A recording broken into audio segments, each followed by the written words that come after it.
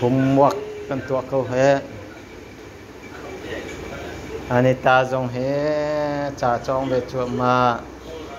chú có chung khi cả kín anh yang nu dùng atel về chỗ mà parku dùng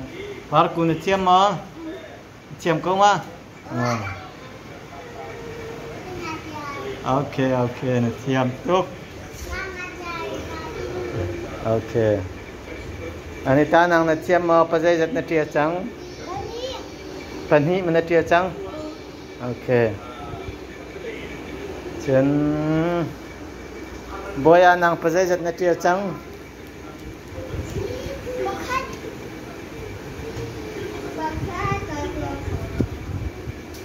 tiêm trắng mà parku năng nó tiêm mà betul parku betul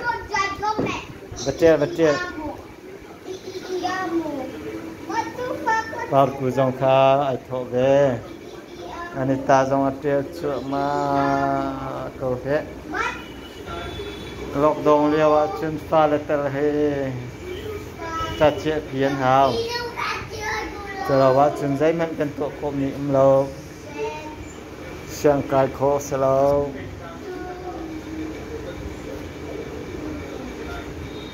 phần cái chặt cái xiêm parku nang trên này chọc làm măng câu ấy cả vật trên này cả vật lim dọc trên này chẳng là cả parku nang vật trên dọc là chocolate xin Sao bà con